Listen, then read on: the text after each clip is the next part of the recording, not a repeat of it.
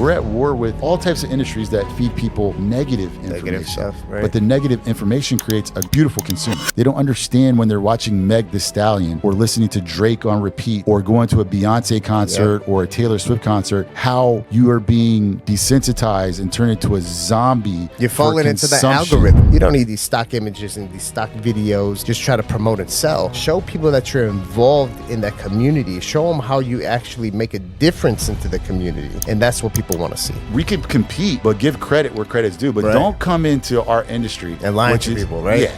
Unacceptable. Because you don't have the receipts. Everything in life, when it looks too good to be true, usually is. Plastic surgeons are riding this wave where they're like, hey, if you got the Ozempic butt, we could go ahead and transfer some of this fat and inject you here. Oh my God. Yeah. I don't like it when people come into our industry and be like, I founded this. No, the hell you did not. Right? Factual information is key.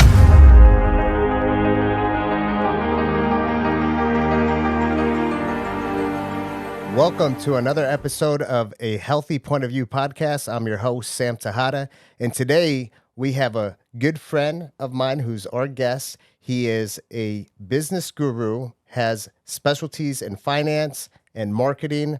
He's the co-founder of Forever Young Anti-Aging. Who we have here today is Carlton Washington. Carlton, welcome. What's up, man? How you doing? How's everything, brother? Good. Thank you. So, Carlton, man, we go way back, right? Yes, sir. So, and I want to thank you for coming on the podcast. I appreciate it. You know, obviously, I collaborate with a lot of people in the industry. Most recently, probably like 4 or 5 months ago, I published my first book, How to Win in Modern Wellness, which you got a chapter in the book. Yes, sir. I get a lot of feedback. People love what you have to say about the industry. And now, you know, I want to take things to the next level and kind of just talk about some of the stuff we've gone through in the years that we've been doing this, which is like, it's over a decade, right? Absolutely. So let's start off a little bit about yourself. You know, obviously you're, unlike me, I'm not formally educated. You have a master's in business administration with a hyper focus on finance.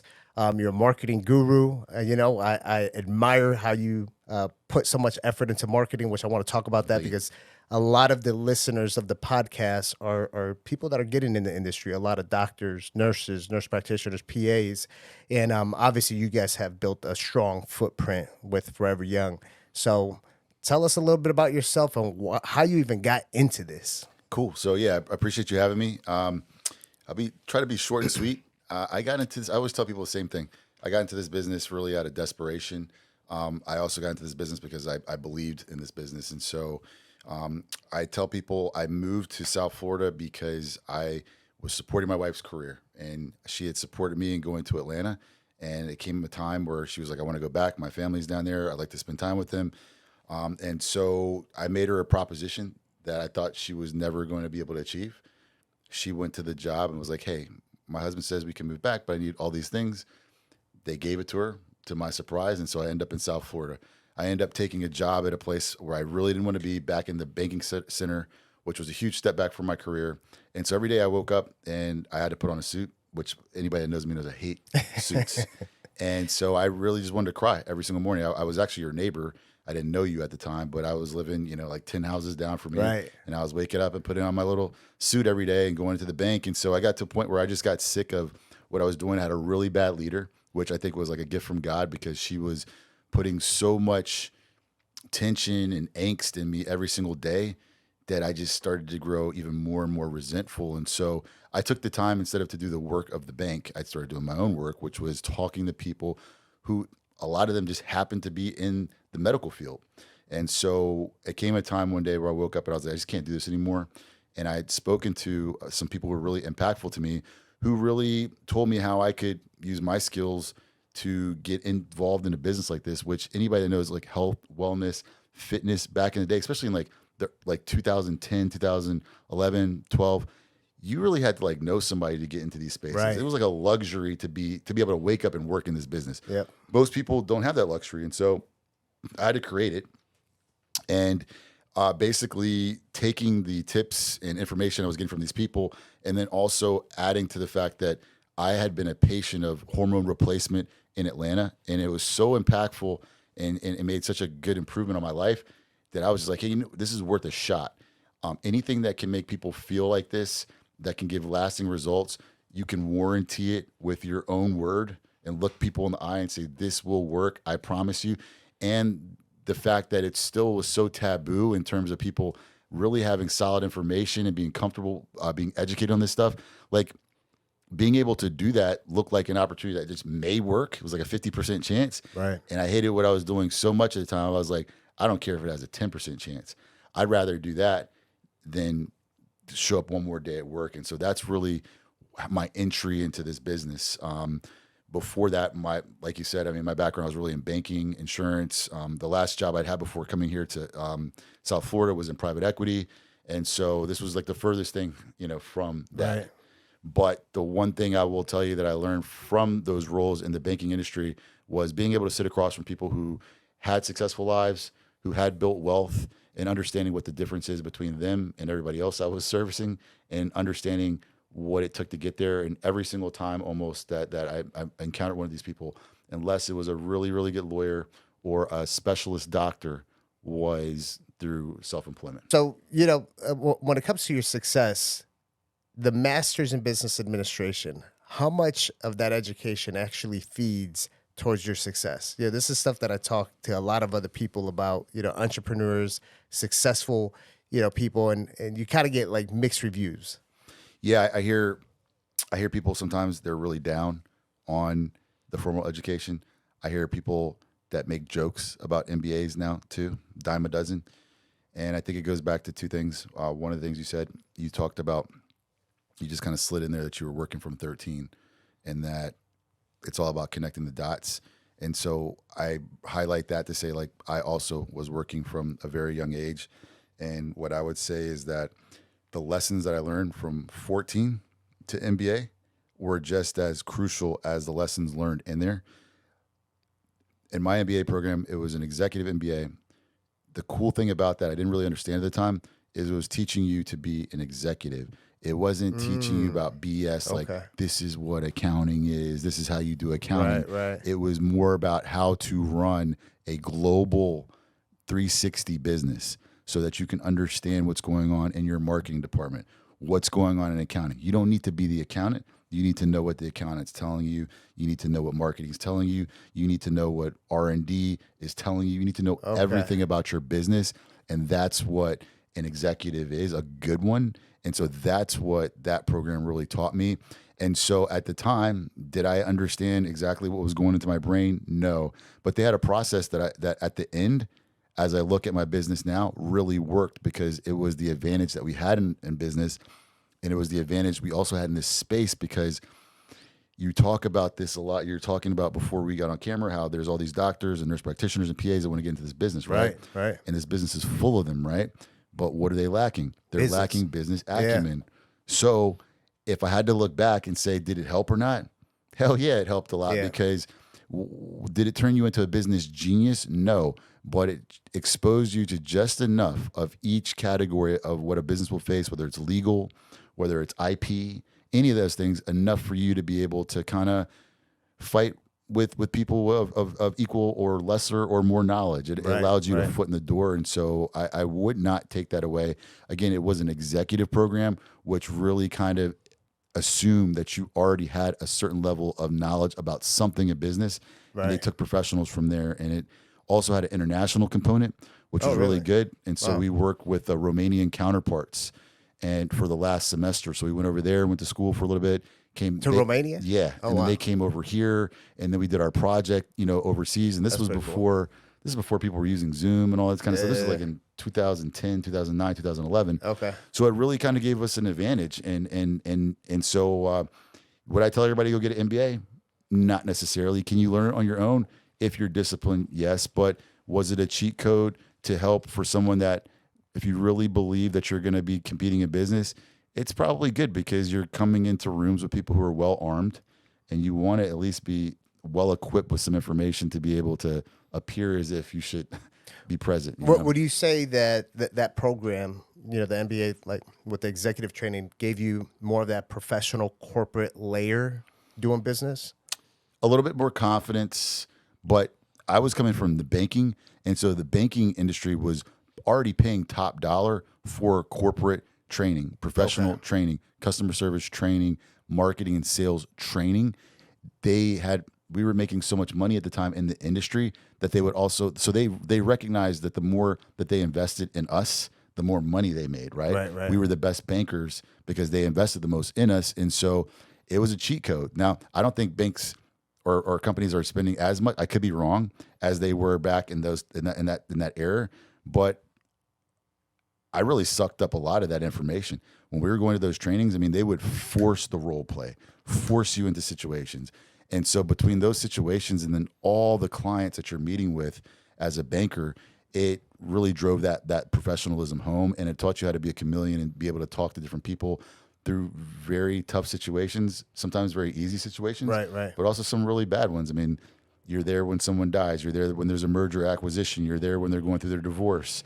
And so you get to kind of keep your mouth shut and learn about these things. But, so I've talked to people that have gone through a lot of that type of formal training. And I feel like sometimes it's the individual also on how they take in that information. Because there's some people where they'll take that training and then everything is cookbook afterwards. Like you have the ability, and I see it, where you can get very scrappy on things and bring in like a new vibe and, a new feel to business, but also keeping it very clean, professional, and being able to inspect what you expect, right? Because a lot of that stuff that you're learning, that you're talking about, when you talk about accounting and marketing and everything else, well, you got to be able to hold the people that are doing it for you accountable, and unless you actually know what you're holding them accountable for, right? But for me, that's like one of the big things. It's like, how do you take a lot of that formal education, where I've seen a lot of people get that formal education, it's just like, no, it has to be this way. It's like this in the book. But you have the ability to get a little scrappy and make it sexy and do this and, build up the relationships internally. How do you do that? I think it's interesting. And my son's in the room here, so sometimes I hate doing these things because he gets to hear things and I got to explain to him what I'm saying. But I think it was because I also wasn't a great student at the same time. Okay. And what I'm saying is that what I'm noticing a lot of the time is that there's a manufactured process, right, to spit out people who are going to do a certain job, and they're going to do it over and over and over robots. again. Yeah, they're going to do it the same way. I've learned from him. I love this term now, the NPC that they use. They call their friends NPCs, which stands for... I know NPC is something else. Not non-player character. Okay, so they're referencing people in video games that just are there, like kind of in the background, like in Grand Theft Auto. They do the same thing every day. Right. If you walk in front of them, they just keep on walking into the wall, walking the wall. Like, wow. And NPC, so I like that. That's what a lot of these schools are cranking out, whereas I'm looking in there for like a loophole. And so I was using the information selfishly because I wanted to better myself. So every time I would learn something at the bank, I was like, well, how can I like use this to my advantage? And it was, they were great skills that you could use in relationship building, networking, building a business, manipulation, getting whatever it was. They're teaching you these skills at a high level, and they're paying top dollar for it. Those sales trainers in that the banks were sending us to are the best of the best. And when you leave there and they're doing all these reps, like you feel like you can run through walls. And so even if you're not good, you've done it so many times, you just get good at it. And so I wasn't really a good student, but these things were practical. And I just saw the application in the real world. And the one thing I don't understand with a lot of people who are professionals, even if you're not in the banking industry, you could be an accountant, you could be a lawyer, you could be any of these things. How do you sit there and watch people doing so well, coming in, asking you for help, utilizing your services, but they have your salary in the bank, or they have 10 times your salary in the bank. Right. You're just going to sit there every day and return? You know what I'm saying? You better ask them some questions. Right. That's what you should do. Yeah. So it's like the bank's teaching you all these skills, and then your clients are showing you the practical, realization of all these things. So I'm just like, after a while, you're like, I can't sit here any longer. Yeah. This is crazy. That's a certain mindset, though, because I tell you, and I say this to a lot of other entrepreneurs, like, if I ever go to, let's say, like a Grant Cardone event or like a Tony Robbins event or any kind of big public speaker, I'm the guy sitting in the crowd. I'm not just listening to the guy on stage selling me. I'm listening to him, figuring out how he's selling the guy next to me. Right. So it's like a whole different mindset. We're both there listening and watching this guy, but I'm taking it in completely different. And that's kind of like what I hear with you when you go through the trainings and stuff. You're trying to figure out, the other part of what they're not telling you. You Yeah, know? absolutely. Because I tell people a lot, and which makes my life more difficult now. Maybe it does for you too. I don't know. But once you start going to so many events, so many trainings, you get so much exposure. And then the few times that somebody brings you into the fold, like I'm sure over the years, in your business, you've had somebody that's doing way better than you, who maybe does, or maybe they assume that you're doing just as well, and they like bring you somewhere, or they fly you somewhere, Right. and then you're like, oh shit, like I didn't know life was like this. I didn't know life could be like this. Why am I still flying the way I fly? Why am I still driving what I drive? My house doesn't have this. And so then you're just like, wait a minute, and so like that's always kicking in. And that's just how I look at things when I go places. And now that you've seen the other side, it's very hard to cut that out and forget that there's another side. And so that's what keeps you focused and driving and going farther and farther, because now you realize you have to, if you're not transparent with yourself and honest with yourself, you can just continue doing the same thing, knowing that there's better out there for you. And that can lead to like a really depressed lifestyle.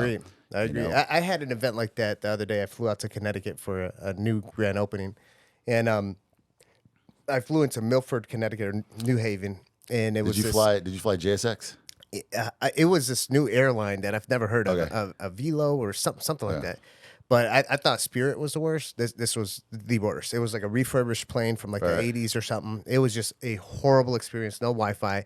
And I'm sitting there. Mind you, the last flight that I took was on my business mentor Yadik's private jet. Right. So I went from like private jet to this thing, and I'm sitting by the window all like curled up, and I don't even have time to go to the hotel once I get there. So I'm wearing my suit, right? So I'm so uncomfortable. And I'm just like, man, I need a private jet. And I look out the window, and what was going to take off before us was a small private jet looking beautiful.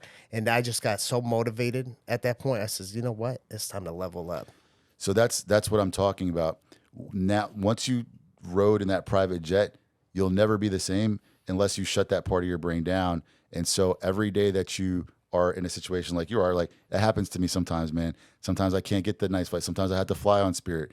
Sometimes, the other plane's not getting there. You can't fly first class or whatever. Yeah. Sometimes I got my family with me and I'm not buying 5 first class tickets. Right. And so in those times, I'm like, damn, dude, you got to get your weight up. Yeah. You know better. And why is that guy over there that you saw pulling off on the private jet? What is he doing that's so much better than you? A lot of time, nothing. Exactly. A lot of time he's thinking less than you're thinking. Right. They're just doing more. Doing more. Yeah. That's crazy. Yeah, it's amazing when you start thinking about that. And we're on track to doing that. And it just gets my mind going, It gets my mind going. So Carlton, I want to talk about like us getting in the industry. And we're non-medical professionals. Well, I worked in the fire department as a paramedic. I'm not a doctor, right? And we've learned so much about all of this stuff that, I didn't learn this in paramedic school. I had to learn it on my own. So, one of the things that early on, your co-founder, Dennis Dugley, was my bodybuilding coach. And one of the things that got me into it, right, and understanding these hormones and everything else was me utilizing it recreationally, and that's really where I kind of started learning hormones and, the estrogen blockers and vitamins and what you need to take if you're taking this anabolic. What was your experience when you started? We both competed, talk about NPC. It's a different NPC. Oh, yeah, right? yeah. So, would you say that a lot of that bodybuilding early on really helped you gain some of that knowledge? Yeah, man. So it's so funny too if you think about it. It goes back to that comment you made about a reference to looking back and connecting dots. And so shout out to Dennis. Dennis was coaching me as well. So Dennis has essentially coached 2 people who are probably very renowned in the pioneering of our industries right now. So that's a dot, right? That's really interesting.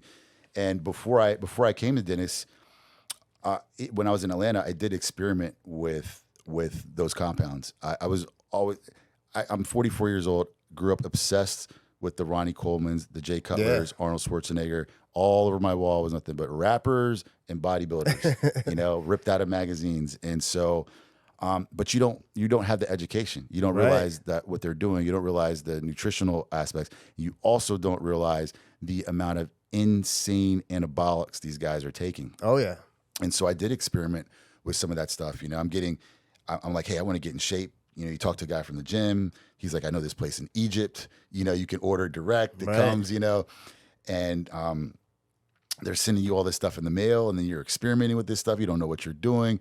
I'm, boiling needles to clean them instead of, because you can't go buy them. Just all the stuff that bodybuilders do, and it's all the unhealthy, harmful things. And so, experimenting with that stuff, you learn some harsh lessons. You do. You take clenbuterol and figure out that, oh my God, I almost died because it could get because of the side effects, or you find out that the trend is making all your hair fall out, or you see what happens to your labs after using these things, and you realize you don't have any business doing any of this stuff. Right. You really don't. I mean, that's the exact same way that I felt going through that process. And that's one of the things that triggered in my head, because I started working part-time on my days off from the fire department with Centogenics. And I started seeing that they were utilizing a lot of the things that I was using for recreational use, but they were doing it in a way where it was clinically safe for the patient, because they were doing the blood work and everything else. So Carlton, the whole Ozempic thing is getting a lot of popularity, right?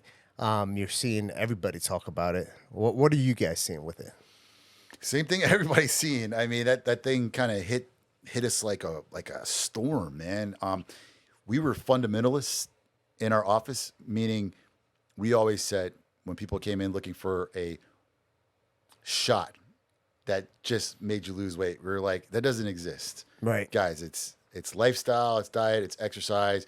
It's part of our program. And then that came, and we're like, oh my God, there's a shot that does that. And at first, I mean, it hit us really hard, and we were reluctant. So we weren't early adopters, because we're like, this goes against everything that we've been telling people. Right. And it's new. Yeah. And it's being promoted by AstraZeneca and Eli Lilly. I mean, this is like literally the enemy of what we do. And so we were kind of reluctant.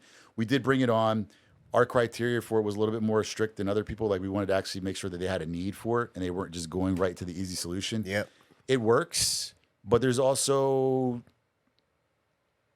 what I could consider abuse, because I don't think this is something that you should just want to use for the rest of your life if you don't have to. Maybe if you have a wedding, I get it. Maybe if you're jump starting your journey, you just got a trainer and you're ready to change your lifestyle. But don't just say, this is it. I don't have to do anything. I could do whatever I want and take this shot, because I don't trust that. Everything in life, when it looks too good to be true, usually is. And so that's my concern with it. We do offer it. We try to be responsible with it. We do it with lab work. I have tried it just to see what the patient is feeling. I tried both for 2 weeks. I will tell you that of both of them, I did not like the semaglutide. For me, I had side effects. Same thing. I mean, GI issues. I got dizzy spells. Indigestion was crazy. And I woke up in my sleep a couple times in a very dangerous manner, in terms of possibly, what is it called? Asphyxiation. But because of the indigestion, I almost threw up in my sleep. That's crazy. Yeah. Whereas the other one, the trizepatide, it was like day less side 2. effects, right? I mean, I've done it.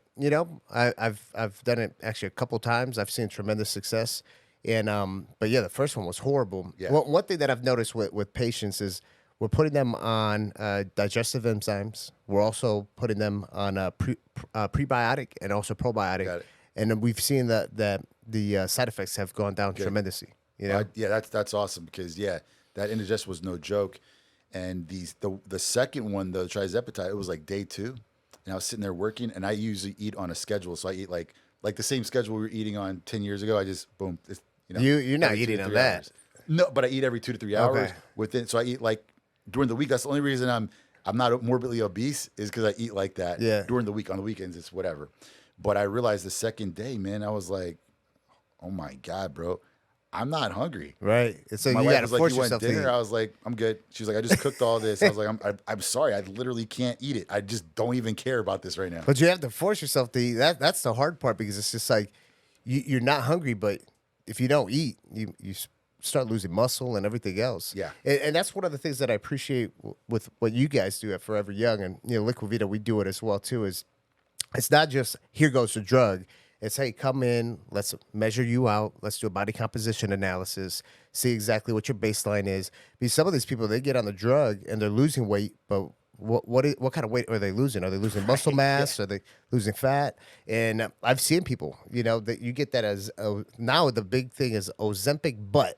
They're talking about plastic surgeons are riding this wave where they're like, hey, if you got the Ozempic butt, we could go ahead and transfer some of this fat and inject you here. Oh my God, man. Well, interesting thing. I learned this from PBD show, by the way. Allegedly, I was told that Rick Ross and some other guys are making a massive investment into this part of our industry right now. Really?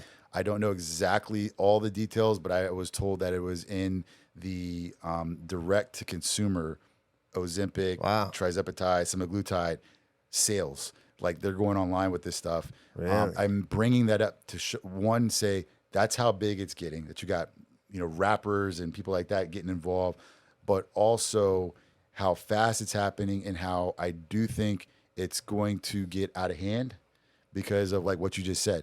People, imagine you don't have any nutritional foundation and then you get on Ozempic or you get on or trizepatide. And you're like, oh, cool. So like I drink champagne with my girls at night. I eat like some Cheetos and Pringles, and then I'm full for the day. And then that's all I eat. Yeah. And I feel like great. And I drink a little bit of water or whatever it is. Those people, because people have those kind of crazy habits, right? Like all I eat is Doritos and Red Bull or whatever it is. People really live like that. So that's the thing that's crazy is when someone's like, oh, wait up. So I can just do this and I'm losing weight. And that's going to be a problem. That's going to be a serious problem. It's going to cause a whole nother set of issues. Because you're the micronutrient guy, and there's no nutrients. Yeah, exactly, right? There was something with Drake that recently, that came out. Like it was on an album. What album was it? What? It was on Kendrick Lamar. Yeah. Kendrick Lamar's. I had to get the lifeline in right quick because you said the diss track. Yeah. So you got Drake on it, everybody's on it. If you check this out, look at all the female rappers right now. All of them lost the weight they never could. Right. All of them. Look at in the last 6 months to a year, look at all the videos and all the performers and all the award shows. Every single person who struggled with weight loss before is now like fitting into a dress. It's nuts. So now we're going to get a whole new set of Victoria's Secret models, competing, right? Yeah. For temporary ones. Exactly. So what do you see? Where do you see the industry going? Obviously you guys had something big happen at Forever Young. You brought some private equity in, and you were able to experience, a new move for yourself and the company. So, but where do you see the industry going? Where do you see you going? Well, we I tell people this, and I think it's something you should be proud of. It's something I'm very proud of. I won't let anybody take it away from us. We pioneered this space. Yeah. There was a few people. There was med spas when we started. There were med spas. There were some med spas, mostly very medical. There boutique, was some boutique, right? Yeah, and then there was some boutique wellness and like fragments or whatever. But we were in this industry, and to me, the industry is growing here and in Southern California. That's where these services got awareness. And we're part of that process and part of the pioneering. We've seen the people come and go. We've seen what success looks like. We've seen the people come in and want to do fraud and go to federal prison. We've seen all these waves. And now what we're seeing now, like you mentioned, private equity investments, you're seeing consolidation. Right. You're seeing massive investment. And so what that means is there's no longer the good old days, the cowboy days that we were in. This is no longer mom and pop business. Right. This is not the time to go and take your 401k and just start up a mom and pop med spa. I would not do that. If you're going to do that, get involved with a franchise. 100%. Doesn't have to be Forever Young. It could be somebody's franchise. That's what I tell everybody. But get with a team. Yeah, it's going to be hard to compete with all these big boys now, right? It's hard. The scaling and pricing, right? The scaling and marketing, the scaling and communication of even the medical aspects and training and compliance. And just training, compliance, learning it. Having that team backing you up. So it's over. That's over. Yeah. And now we have a new day. And so now that competition is going to get pretty fierce, but in a different manner. Like I think our level of competition was like, I feel like it was like old school. You know, it's like Ferrari versus Lamborghini or Ford or whatever, right? Yeah. That's fun. Now it's not like that anymore. It's behind paperwork and it's behind, aggressive marketing tactics and strategies with a lot of money. So let me ask you, does it make you feel old that now people look at you as an OG in the space? Well, I live in a bubble, in a hole. So I don't, as I've talked to you, it does. If I look at on paper, if I go back on the Facebook memories, it does. But in reality, no, because I still live in the bubble. And so we're still in operation. So I've never been able to sit back. You're still grinding. Like, oh, wow. Yeah. Yeah. So it's a bubble. But I think it's something like if we were having dinner and could sit down, it's something to be appreciated and something to be proud of. You've seen it develop, man. It's just very interesting, step by step, everything that's happened. And you see people that were making strides and all of a sudden now you can't even find them. Yeah. All that kind of stuff. I take it personal though. I mean, I don't know if you take this personal or not. For instance, there's a guy that came out, Serotonin Sinners. Okay? Okay. Yep. I've Comes heard out of that. Serotonin Sinners. And in his marketing, on the radio and on print, he says, we are the first concept to ever do these services and blah, blah, blah, blah, blah, blah, blah. And I'm looking at the brochure and I'm like, dude, these are the services I was doing 5, 6, 7 years ago. How dare you come out and say you're the first? By the way, you're the founder of Retro Fitness. Maybe you did something over there. I'm pretty sure you didn't, birth the gym industry either. But I don't like it when people come into our industry and be like, I founded this. No, the hell you did not, bro. Factual information is key. Yeah. And the I'll people give that have been in props it. to the guys in LA. I'll give props to Beverly Hills 100%. Rejuvenation. Yeah. Those guys should have probably been the largest by now because they were in franchising first. Okay. Yep. So we could compete, but give credit where credit's due. But don't come into our industry And lying to people, right? Yeah. Nah. Don't. Unacceptable. Because you don't have the receipts. Yeah, right. And so it's just stuff like that. Even there's people I don't like in the industry. I'll still give them credit for being OGs and still being around. We all have different types of concepts and models. It looks different. It feels different. But just don't take that. Don't try to take that away from us. Right. I know. That's messed up. Yeah, that is messed up. So obviously being in the industry for so many years, one of the things that I just always commend you on is your level of strategy and creativity when it comes to marketing. Let's talk about that, because I think, being the chairman of the association, being on the pharmacy side, delivering our IV kits, I deal with so many doctors and nurses and nurse practitioners and PAs where everyone's always trying to crack the code. And I would say, a lot of us have great marketing, great branding, all kinds of different strategies, but we're always consistently trying to crack the next code. You've gotten very far with marketing. How did that mindset start? Who did you learn from? Like, let's talk about it. Because when it comes to marketing with Forever Young, listen, when we first started together around the same time, almost a decade ago, and this was bothersome to me because, when you get your own brand, people would always come up, oh, is this something like the Forever Young thing? I said, no, this is like the Liquivida thing, Right. So I'm just like, man, their marketing's good. And I would always tell our previous chief marketing officer, step it up.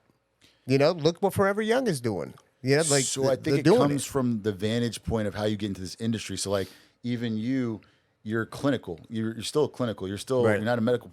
You are a medical professional. I mean, you're a lifesaver, right? Right. And so your vantage point is from life saving. Your vantage point is hospital, doctor, nurse, medical. Like you have the book right here. What do these compounds do, right?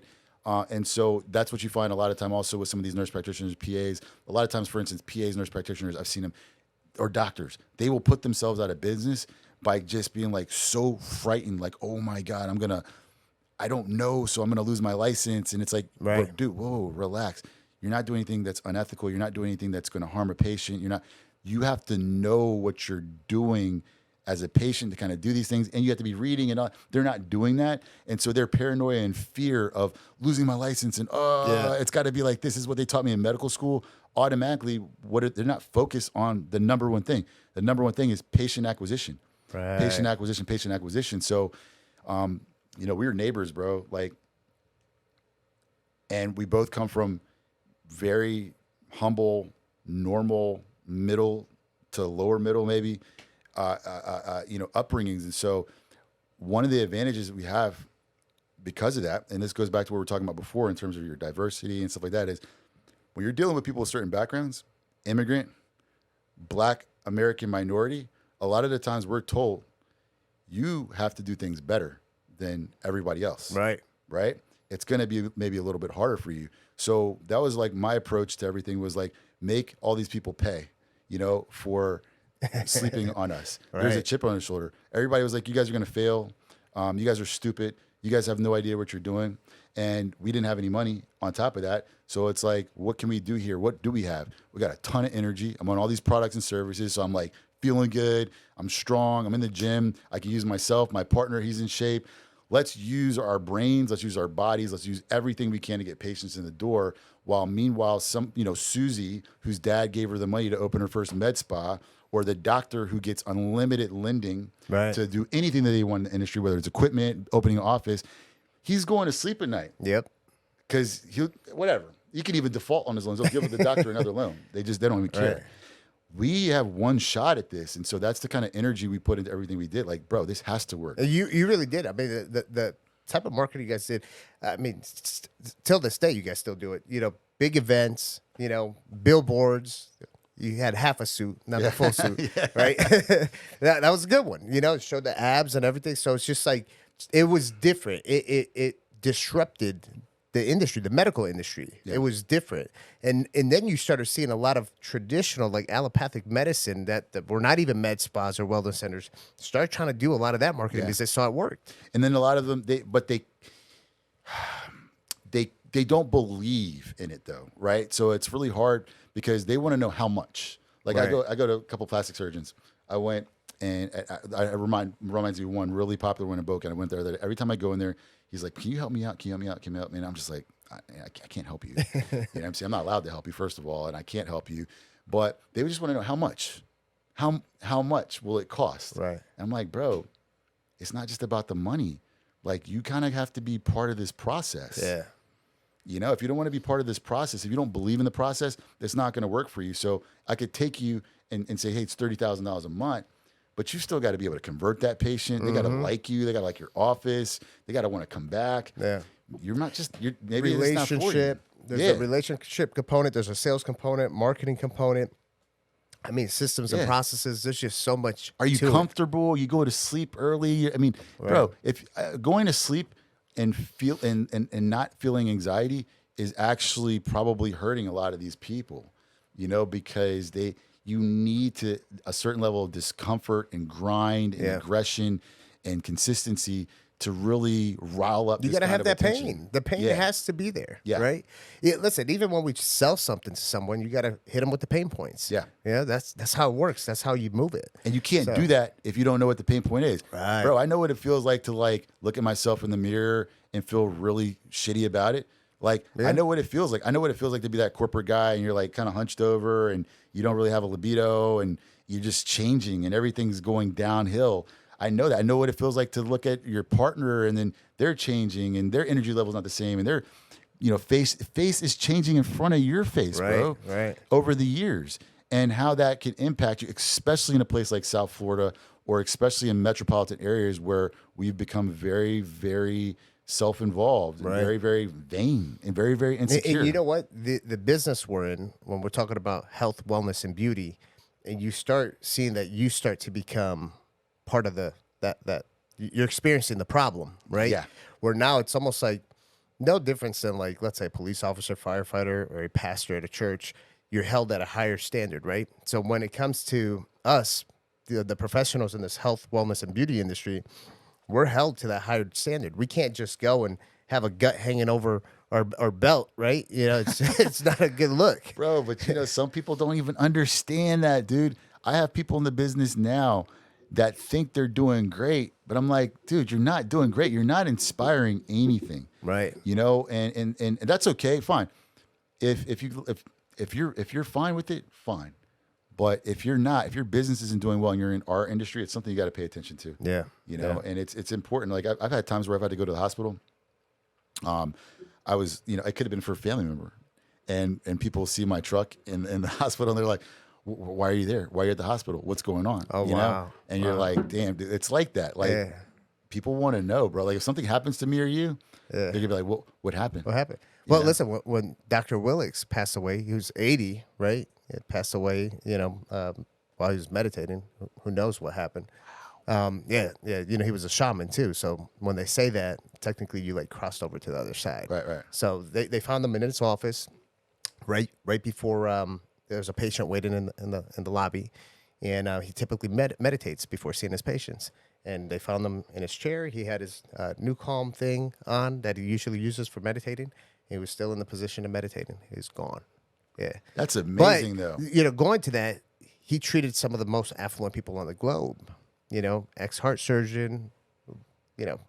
Teach doctors all around the world on functional medicine. So the questions, especially because I was so close to him, the questions just started coming in. What happened? How? He wrote books that you're going to live to 100. Why did he only live till he was 80? So it's like, you're right. People are, they hold us at this whole another level. But listen, we have certain struggles ourselves that we deal with. There's mental health. We're growing a business, all of that stuff. So Yeah, that shit was out the window Yeah. for years. Yeah. So, but yeah, I'm very curious with that. But I think even I'm seeing a lot of people dying. I'm experiencing, as we're sitting here right now, I'm experiencing this, and it just seems to be like 70, 80, 70, 80, 70, 80. And even though we're in this field, I'm very curious about it. But what I'm finding is that we're fighting a war. All of us are fighting a war. As soon as we walk out of this office, we're fighting the war in the office. Yeah. God knows what's in this, what's in our shoes, what's on our toxins, clothes. all kinds of stuff, right? Yeah, so we're fighting this crazy war. So the only way I think you get to achieve what we really want, which is that 105, 110, but actually like where we're able to walk or Right. hug our grandkids, is we have to literally be like soldiers fighting a war 24/7. Yeah. And that's just not really possible. No. I'm not wealthy enough to do that right now. I don't have a personal chef and all these different things. And I think you have to almost dial into that level, maybe move to a blue zone, all of that Yeah. to achieve that, because we're at war, bro. Yeah. I mean, if The I whole don't blue prepare, I zone. experienced this with my son the other day. I didn't prepare. We had we were in the middle of games. I stopped and got him Popeyes, bro, because it was the only place there. It's the only thing that's available. He ate it, shut him down. Yeah. He lost the game. He always wins. Lost the game. I felt like crap for a day. And I was like, damn, dude, this food really messed you up. I sat there and watched it. You're 13 years old. And A lot of crap out there. Yeah. A lot of stuff. Yeah. And even like, I was just having a conversation earlier today. The products, the cooking ware that you use, even this here, the firefighter uniform. There's a huge class action suit now because the inner layer of the bunker gear is made out of Teflon. So now God. think about it. You You're go into a sweating. burning building. It's a non-breathing layer while your body's trying to sweat. It's precipitating and all that stuff. Now the Teflon's heating up. It's going through the pores of your skin and your body, right? And it's going inside of your body. It's the forever chemicals. So now all of these firefighters are getting all this kind of cancer and all kinds of chronic diseases and stuff. And they've led back to some of this stuff. That's a good point that you brought up, and I think it's disgusting. I really think it's disgusting because who suffers the most, and I'm sure you would agree with this, in our society right now from a lot of these disorders, diseases, shift work, and all this type of stuff, firefighters and police officers. Police officers, too, and yeah. people who work night shifts at hospitals. Hospitals, yeah. But number one is firefighters and police officers, people that have historically gone out of their way to save our lives. Mm-hmm. People don't realize that firefighters are literally the closest thing to an angel you'll ever encounter in your life. Because when your ass is sitting there and the jaws of life are needed and you need to, bro, it's the firefighter that saves your life. But then we shit Yep. on all these people, and the firefighters that's just what you mentioned is aside from the shift work, Right. Yeah. and seeing all the autoimmune disease, all these weird cancers and all this stuff these guys are getting. That should be a priority. Or you guys should stand down. You should stand down Well, until the thing is, health is a priority. now it's like the firefighters are just trying to get help to help this situation that they're having.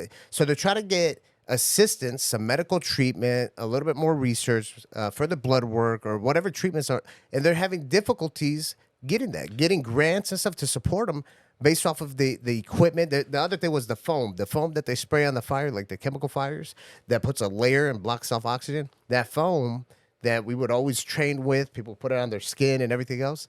They found out that it also had the forever chemical, so people are getting all kinds of diseases and stuff. I hope you guys stand down one day. I hope you guys at least put legislators, politicians, people who are in the way of getting help, put them on a list. We don't go to calls there. Yeah. So you're the senator, you're having a heart attack. Peace. Call somebody else, dude. It's disrespectful. It's disrespectful, and I have a huge problem with that. But that's the war we're fighting, man. And politics gets involved in a lot of this stuff. And, I used to go to the commission meetings, and we would have to try to negotiate our benefits and contracts. which is disgusting. Right. And the response that some of these politicians would give us is, oh, you signed up for it. No. You signed up knowing that you're going to put your life at risk. It's like, to a certain extent. From like, act of God, right. not from my uniform. Right. Exactly.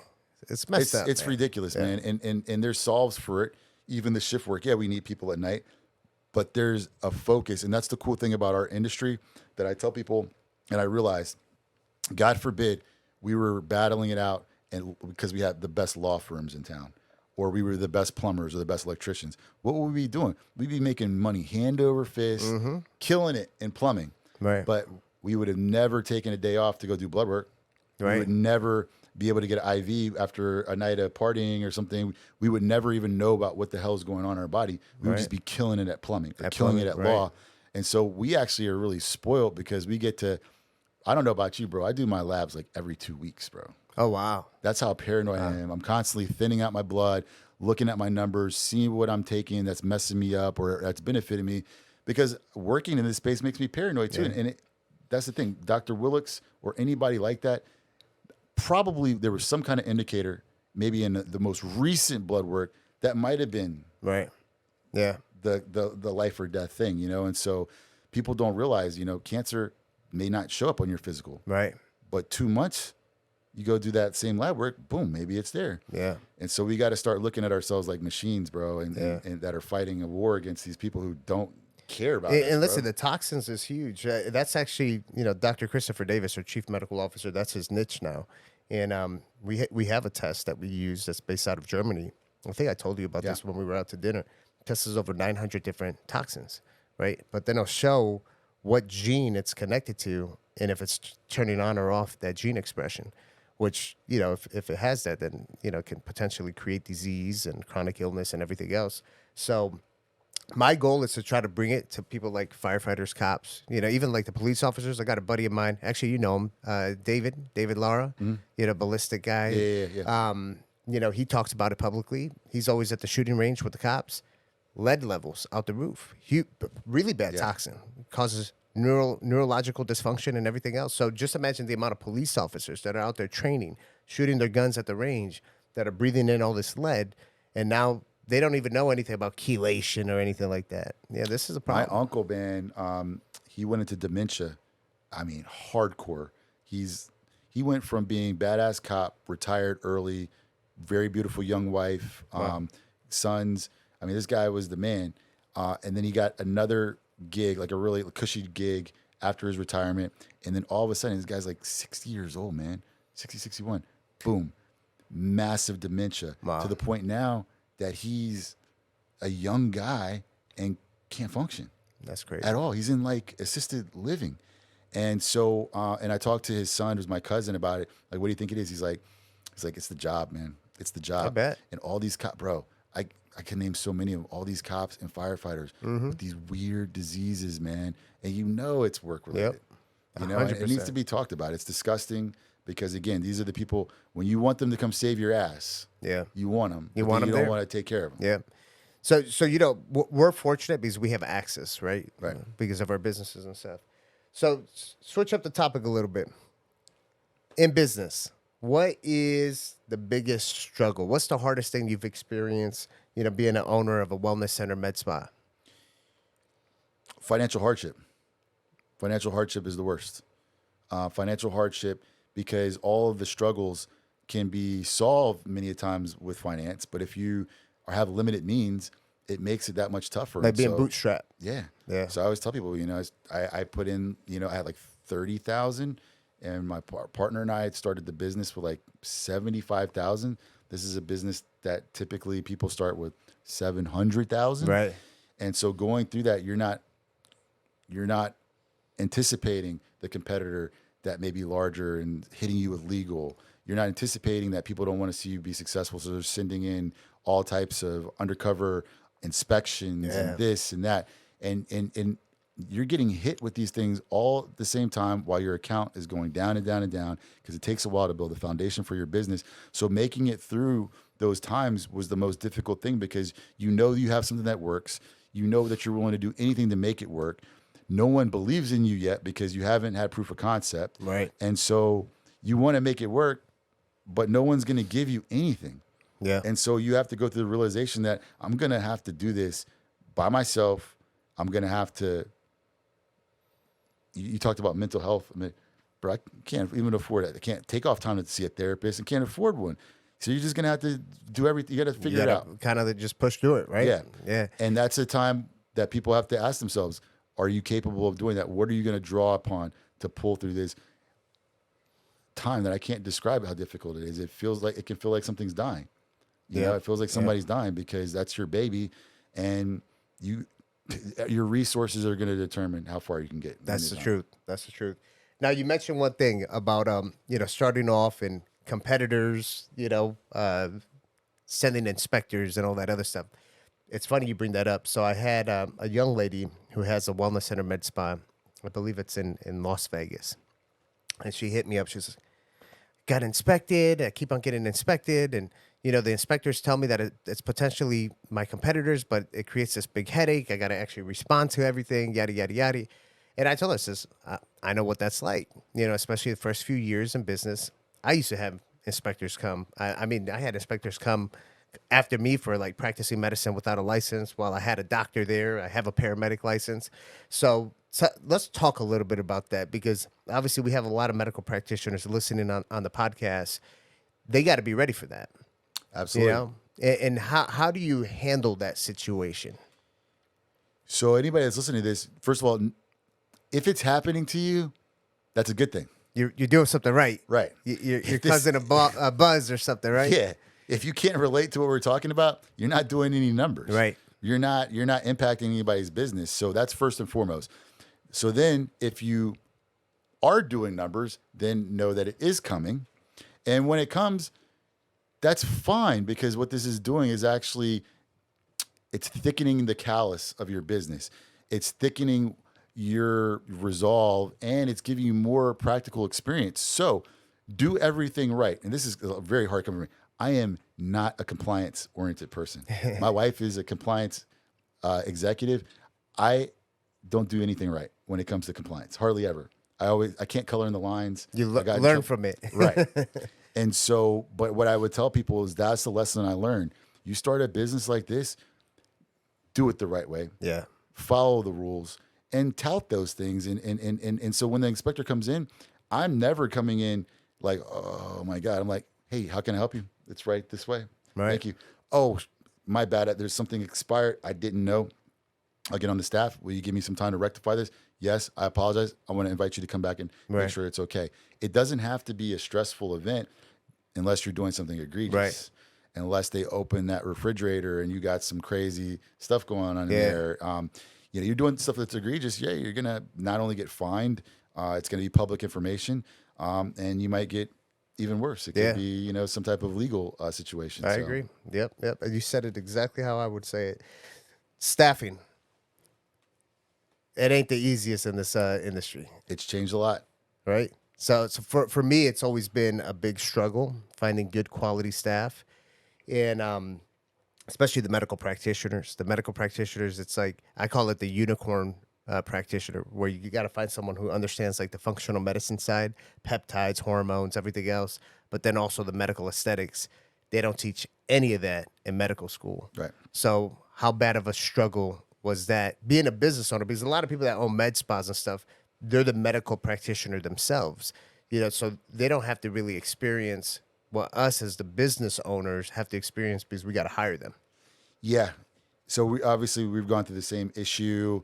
On the one hand, I'm very proud to say, like, so my first nurse practitioner and my first esthetician, Robin, right? yeah, And 10 years. Claudia? Yeah, Yeah. 10 years. They're still there. What's different about Robin and Claudia? Culturally, maybe different, but also on top of that, they're older, right? Right. So Robin is much older. She's probably close to 70 years old. I'm 44 years old. Claudia is somewhere around us. I'm not going to say how old she is. Why do I say that? You brought up working since you were 13. That's kind of where we come from. Right. Bro, we work, we It's hustle, we different. grind, we understand it. Yeah. It's in us. We have pride in it. And so we were able to build a team around them of people who hustle and Right. show up and you know, are built different. Now, I'm sure you've seen this. You're looking for a unicorn. Why? Because a nurse practitioner, she wants to work 3 days a week. Why? So if you're living in South Florida and they want to go on a boat, they start going on boats. Yep. It's Sunday afternoon. The guy's like, hey, why do you want to leave early? Oh, I have to go to work. Oh, don't worry about that. Don't worry about that. You know, I'll Yeah. take care of it. So now you're stuck without somebody on a Monday because these girls are seeing this lifestyle. It's the same thing with your medical practitioner. It's the same thing with your front desk staff. They are It's a whole different breed. disengaged. Yeah. I've Drugs had and alcohol, all of that. addiction, lack of motivation, poor parenting. And so, and then this culture has gone viral in terms of their priorities. So no one's living here as if they're going to be living in 5 years. Right. Your looks are going to fade. by It's the way. very You know, like- transactional. Everything that's Yes. happened is very transactional. I mean, I had medical practitioners, you know, leave the job because they can't bring their dog to work. I mean, that's what I've had to deal with. And you know, obviously, as an organization that has grown, now I got to get an ADA compliance attorney, right? I have to do the research because now they get the damn little tags for the dog, you know, that this is a psychological dog, you know, medical dog. So now I got to make sure that I'm crossing the T's and dotting the I's when I respond to this thing. So now I'm $5,000 later just to respond to this employee, right? And when I do respond, figuring out how to say no about bringing a dog into a medical clinic every single day, then they just leave. They quit. And So I've had to deal with stuff like that. And that's why I thought it was a good idea for me to move to the background and sell some of my company, because my irremovable response to that person would be to go kick rocks and walk in traffic, please, you know? And if you want to sue, fine, send it to insurance or whatever, and we're going to keep this train moving, because you're an idiot. You're a freaking idiot. Like, it's a medical office, you know? Right. We're not doing that. We're Crazy. not doing Crazy what that. we're seeing. You know, and so it's okay. It's a little bit harder. We'll figure it out. And the funny thing is that all these people, just like everything you've had to work hard for now, and you look back and hopefully it's something you're proud of, a lot of people wouldn't have made it through all that. But what these people really aren't going to make it through, and they need to wake up, is we're 2 years out from realistically having a front desk or an MA that is a robot or Yep. artificial intelligence. It's like that song, you're about to lose your job. You're about to lose your job. Most of y'all are about to lose your jobs. Right. And you guys don't even have the work ethic. You don't have the mental fortitude, the stamina, the behavior, the habits, the consistency to do anything. And so you may have hurt Sam, Liquivida, another wellness center, Forever Young, for a day, a week. Maybe you gave us a bad month, but okay. I mean, you're giving yourself a bad life. Right. And how is it that these people, they watch you, right? So they grew up, or they worked in a Liquivida, or they worked in a Forever Young, and they see your picture on the wall, and they see you doing all this stuff. Do they ask, "Hey Sam, what's your background? Where'd you come from? You were a firefighter first? Were you wealthy before? No. Right. How'd you get here? Oh shit. So wait up, you started one office, and now you got like 20 something. Can I take you to lunch? Can I ask you a question? No. They're not. I bet you. crazy, How right? often is that happening to you? 0. Okay, right? So let them perish. Right. Let them perish, because the success is all around you. It's right in front of your face. And you can't see that Sam is doing different behaviors than you on a daily basis. Yeah. These little different behaviors, walking, talking different, going to the gym different. Everything that this person does is different. Mm-hmm. And your dumbass is talking about you want to bring a dog into work, Right. or you can't show up to work on Monday because you're out on the yacht all day with guys who make money that you're never, ever, ever going to make as a, you know what I'm saying, doing what you're doing. And you can't get that through your head that nobody's coming to rescue you out of this. The best thing you could do would be to go to lunch with Sam or with somebody else who's mimicking these behaviors so you can save yourself, because otherwise, unless you're fine with being like Section 8 and having, you know, what universal income in a few years, you got to do something now, or that's where you're going to be. The amount of opportunities that people have, because listen, I'm the kind of person that I'll make time to communicate to whoever reaches out. Yeah, that's just the person I am. The amount of opportunities that people have right in front of them where they can say, hey, can I pick your brain? I want to understand how you've done this with business. How can I be a part of that success? I'm the kind of guy that I'd rather own 10% of this much versus 100% of this much. Someone comes up to me and says, hey, if I scale your business to this level, can I get a piece? Absolutely, yes, you can. Why not? If you get it to that number and you hit those milestones, let's do it. You know, but for some reason, it's like, I don't know if people have been brainwashed or whatever's going on in today's generation. Oh, yeah, but they've been brainwashed. No, they are being brainwashed. They don't understand. They're watching, and this is going to make us sound old, but when you see the repetition, so just like you make content right now, we make positive content. We make a ton of positive content, and it goes on repeat. Right. Everything that we're saying is meant to help people either better themselves, better their health, or something like that. But we're at war, just like we're at war for our nutrition, our exposure to chemicals and diet, all this stuff. We're at war with the entertainment industry that feeds into, or all types of industries that feed people negative information. Stuff, right. But the negative information creates a beautiful consumer. Right. And so we're at war with these things all the time. And these people don't realize that they're at war with the information. So again, my son's in the studio today. He doesn't have a phone right now. I'm always snatching devices out of his hand. He thinks that I'm just being a strict bad dad or whatever, but I'm like, I'm saving you from the repetition of poor information. I need to at least make sure you're getting as much good information as the bad to counteract that. Yep. And they don't understand what they're watching. They don't understand when they're watching Meg Thee Stallion or listening to Drake on repeat or going to a Beyonce concert or a Taylor Swift concert, how you are being desensitized and turned into a zombie. You're falling for into the consumption. algorithm. Yes. You fall into the algorithm, and it's hard to get out of the algorithm. And they don't understand in the music. If you print out the lyrics to the songs of all these people, it sends you to a business. It sends you to an industry. It sends you to pharmaceuticals. It sends you to eat. It sends you to an alcohol beverage company. It sends you to designer clothes and all this stuff. And then go look at the stock tickers for all the stuff they're sending you, and it's going up. And you dumbasses keep feeding into this stuff over and over again and don't understand why you're getting fatter, why your life sucks, why everybody's getting ahead. Not everybody, but they're looking at you. Well, fuck Sam because Sam's lucky. Sam's lucky. Oh, the good old luck. You know? Right? And it's only like, if they knew what that luck consisted. And they're not going to ask, or maybe they'll ask you, they'll tiptoe around and be like, Sam, can you help me out? But it's like, Sam, can you help me out? I need a loan. Right. I need some money. That's and it's happened like, plenty of times. I could teach you something. No. I just need the loan. You don't, fuck you, man. You don't want to give me the loan? I'll talk to somebody else. Yeah. They don't, because if you told them I can give you 100 times what the loan is in a year, but you just got to do these things, they don't want to do it. They can't do it. It shuts their brain down. Yeah. And so then they go to, that's why if me and you were scammers, bro, we'd be the best scammers ever. I'd be a top scammer. The best, bro, because they want us to tell them, bro, I got this easy play for you. Right. It's going to cost you $5,000 a month, but bro, it's going to make you rich. And let me show you my lifestyle. All I need is $5,000 a month. And I just need 100 of you guys to sign up. And then they're like, okay, bet. I don't know where I'm gonna get this 5,000. I'll go scam somebody else to get it, but I'm gonna do your thing. And that's what you're seeing now. Yeah. They don't want to hear us, bro. Yeah. Everything that we talk about takes effort. A lot of effort. Yep. So talk about some of the current events right now. So this is one of the topics I wanted to bring up to you, being in the industry, and we were talking about staffing and stuff earlier.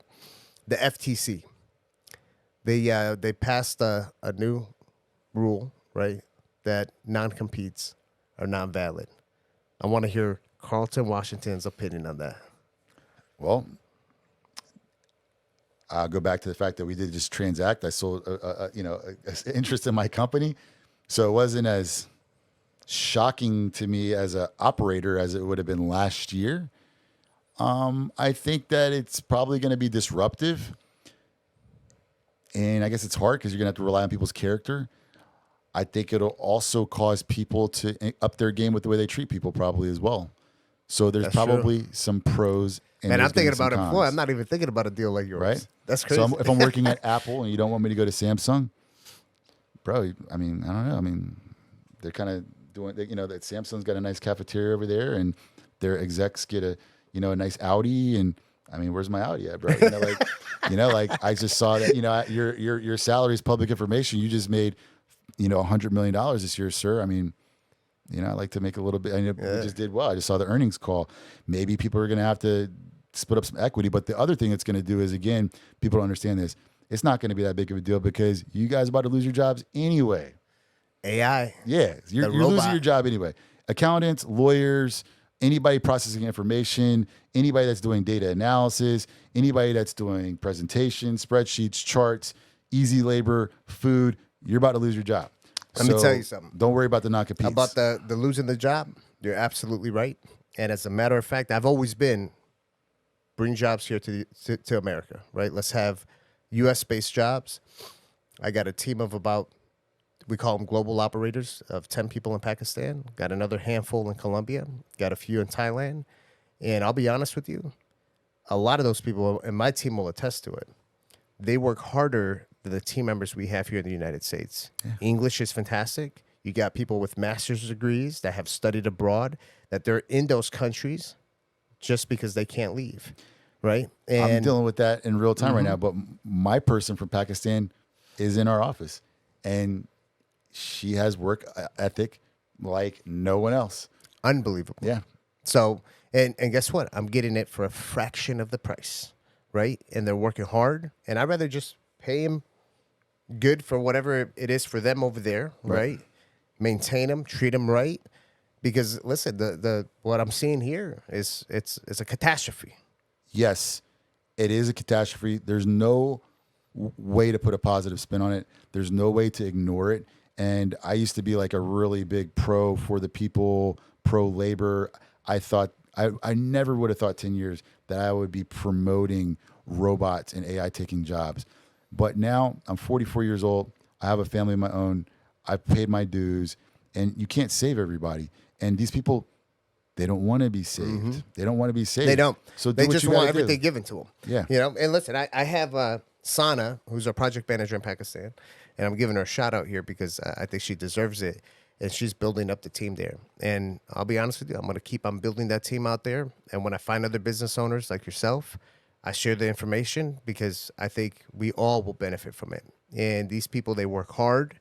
They work around the clock. I don't even know when they sleep sometimes because it's like 2 o'clock in the afternoon or 2 o'clock in the morning. And I'm just getting messages on WhatsApp, emails, all kinds of stuff. So people here in the United States, especially the young ones, they better be careful. Right. Yeah, I keep on saying it. The United States, and this is unfortunate because I'm very patriotic, the U.S. is probably going to become the new third world country. That's what's going to happen. Bro, I mean, you drive around. I got to go to Panama on Saturday, and people are like, be safe when you go to Panama. I'm like, why do you keep telling me that? And they're like, what do you mean? It's like, isn't it third world? I'm like, do you know that Panama is like way nicer than most cities in the United States? Like Panama City, way nicer than Miami, way cleaner, way better looking, better infrastructure, better buildings, better everything. And when I go to Panama and I go to any other country, I'll be talking to somebody, people be safe. And then they'll like a taxi driver or somebody here, and they start laughing. They'll be like, aren't you from the United States? They're like, yeah. They'll be like, what do you think is going to happen to you here? Right. Like, aren't you guys the guys that kill each other in churches and schools and all that? This is the danger spot, right? Yeah. They're like, we don't have any of that. Like nothing. And I've been to Panama. A lot of U.S. based companies there. All the banks have buildings there. Yeah. And beautiful. They're nice as hell. Mm-hmm. So you're absolutely right. People don't want to talk about it, experience it. I forgot, I saw the statistics on how many people actually have passports and actually use them. It's really not a lot of people. Wow. It's. I mean, if you saw the percentage of U.S. citizens that actually have passports, and then the ones that actually use them, it is like a massively small Wow. group of people, man. I guess that's like a, oxymoron or whatever. But yeah, many people have never experienced that. So this information, so if you were to say that to someone like in middle America that's never traveled, they just think that you're full of crap. Right. Until they go into one of these other countries and experience it. Yeah. I've been to other countries that I've actually said, like, I wouldn't mind moving here. I went to hell Japan, and Japan was by far one of the most beautiful countries I've ever been to. Walking around Tokyo and all the different areas, the discipline, walking around Tokyo, no garbage cans anywhere, the cleanest streets. You got garbage cans everywhere here, the dirtiest streets. It's crazy. Yeah. So, Carlton, what's next? What's the next big thing? I don't know, man. I don't know. I'm trying to figure that out right now. I'm very vested in seeing the company Forever Young thrive, be successful. I want our franchisees to be successful.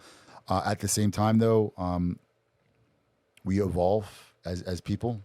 We paid our dues from working the front desk in the store to every single aspect of growing a business like this. And so for the first time ever, I would like to not be obligated or wake up with a sense of obligation. Right. And like to do something, and spread my wings. I have children that I'm really involved with their activities.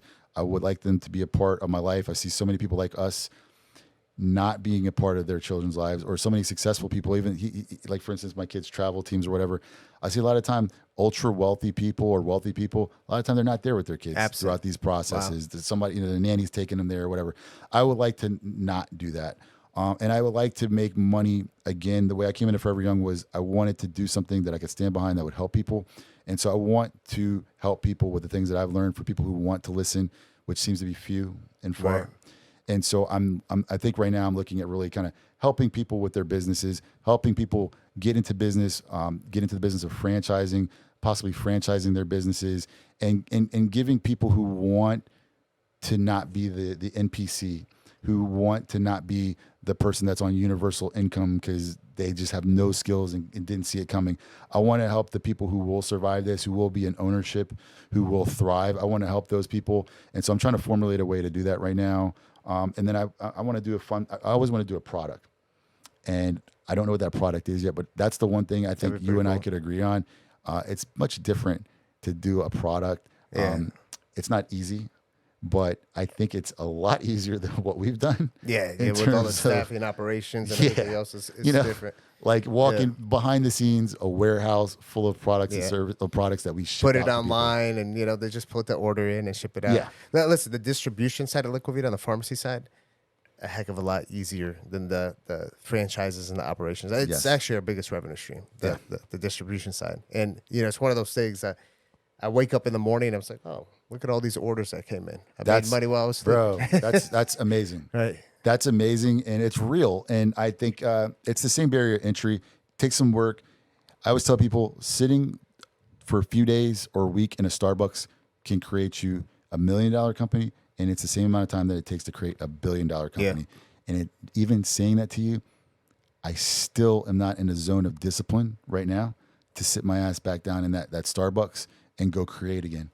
But you'll get there. It's that switch. Yeah. Once that switch hits, it's nonstop. Right. You've done it before. But you need I don't know about you. It's got to be like a trigger. I need the right trigger to be like, it's go time. Yeah. Boom. That's the idea. But you're the kind of guy. I know that you're the kind of guy that once that trigger hits, it's like you're going. Let's go. Phone's off. Yeah. You're not gonna see me for probably 3 to 6 months. What happened? Oh, I got a part. Can't make it. Can't kids games. Can't nothing. Right. Can't make nothing. But you got to be ready for that. Yeah. Like mentally, you got to be ready for that. So one of the other things I want to touch up on that I think is important for like all the business owners that are listening is you've always made it a priority to give back. Everything that you do involved with the church. We go to the same church, Church by the Glades, Pastor Dave. The parties that you would do, you'd raise, money for the kids and the drives, the toy drives, and all that stuff. Why? And why is it important? Because, I think people need to understand that it's not just about you feeding your own pockets. So, initially came from my parents. My parents were very civic-minded people. And so I learned about volunteering at a young age. I put in probably like 300-400 hours in high school and volunteering hours. And it just kind of stuck in my head. It's something that was kind of implanted. I didn't know why, but as I got older, I started to understand. But then I lost it again as I started my business at first, spending all my time just trying to make it. And then one day I got introduced to a nonprofit earlier on through the church at Church by the Glades. And they're like, why don't you just come out? Just come check us out. And I realized by going down, checking out the facility, and then starting to serve there and other places, I was like, oh my God, this was happening at a time where I was also actually starting to have a lot of financial success. And I realized that my mind was disconnected from everyday people, everyday person going to work, everyday person struggling to make ends meet, everyday different people's plights. And so I was like, this is not good. You're forgetting where you came from. Just a few years ago, you were bankrupt, living in the hood in Atlanta, literally. And now you had a little success. Now you just think it's okay just to ignore everybody and stay in your bubble. It's not okay. I was like, it's dangerous to who you're trying to become, and it's dangerous to your family in terms of I'm raising kids, and it's not who my parents raised me to be. And there's also something about it. They talk about it in many different religions, whether it's, Islam or Christianity or whatever. There's always a sacrificial component. Right. And people don't understand that. And I found that I'm understanding it through trial and tribulation and finding out the hard way that there is no receiving without giving. And if you are receiving without giving, many a times it will be temporary. Many of the time it may not fall into the test, right? Because I feel like we're being tested a lot of time. And so if you are given all of these things, yet you cannot give at the same time, a lot of the time it's a setup for failure. It's a setup for disaster. Wow. You're forgetting who you are. You're forgetting where you come from. You're disassociating yourself with people. Now you're raising bad children. Now you're raising privileged children. Now you're putting out negative things into society, right? And if you're doing that, it turns into children who are drug addicted because they don't know what they have, and they have affluenza. And they don't know what they have, and they don't know that there's people out there that don't have what they have, so they don't have gratitude, and they can't appreciate these things. And you don't have gratitude anymore. You don't appreciate it because you just think it's normal that you live in this nice house, and it's normal that your car is auto start and you have a driver, or you do whatever it is you're doing. You start to think it's normal, and that's very, very dangerous to me personally. And so I love people. I don't want to be disconnected from people. I also don't want to be remembered as someone who just took from the communities that are giving me this wonderful, great lifestyle. So I think that it's very important to have a balance, that we're not just taking from people, we're giving back, and it's harmony. It's a healthy balance. And through that, I've done way better through that because I am aware. I am in tune with people. I do have empathy and compassion. I also receive empathy and compassion. Right. And people see me as a human being because I interact with human beings and I understand human beings. And so I think it's very important. It goes into my spiritual beliefs as well. And it also goes into the fundamentals of the business that we built, which many people don't understand, including franchisees. They think, oh, well, like I gave $500 to this organization, but maybe they didn't just need your $500. Maybe they needed you to come out there and help them repaint. Maybe the kids at their organization needed you to spend an hour talking to them. And you know what? It's probably a really bad day for you on your schedule to go talk to those kids. You probably got a lot of stuff you could be doing, right? But that's the difference. Your sacrifice wasn't the $500 or $1,000. It was the time that you could have been doing. So now you just added 2 hours to your schedule because you went to go help somebody. But best believe, bro, that kid that you sat down and talked to, 5-10 years, they're going to remember you and be like, yo, you're the dude that changed my life because my mom and dad weren't telling me these things, or whatever it is. It's just more rewarding that way. Yeah. Life is more rewarding that way. And it's a universal law that you either understand or you don't, but you'll never get past it. Wow. You couldn't have said that any better. I mean, really, because it's not just about giving, right? That there's a purpose behind why you decide to give and why you decide to choose the organizations or the groups that you give to. And my father would always tell me, you can't receive with a closed hand. And that's exactly what you just said. It's true. It's hard to experience this though, because it takes vulnerability. It takes vulnerability, and a lot of people don't. They're not willing to be vulnerable, man. And man, I didn't think you were going to go that deep, telling me or telling the listeners of why you participate in the different nonprofits and why you choose those different, organizations and why you give. And I think that's something extremely important for all of the listeners, all of the business owners, the entrepreneurs out there that have their businesses. There is purpose, right? There is more purpose behind on doing things for the community. And this is one of the things that I try to educate our franchisees and I try to educate other business owners. You go back like 20 years ago. I remember you'd go into like the local businesses, right? And the first thing you see is like the pictures of the baseball teams and stuff that they were sponsoring. Yeah, absolutely. Like that community involvement is gone. You don't see it anymore, right? So for me, it's like, because we live in such a digital era, you don't see that community involvement. I want to bring that back. Like my goal is to be more involved with the community. In a lot of the unsuccessful locations that are in this industry that think that it's just like being on the digital platforms, there's a heck of a lot more to it. You have to be boots on the ground in your community, connect with other people that are known in the community.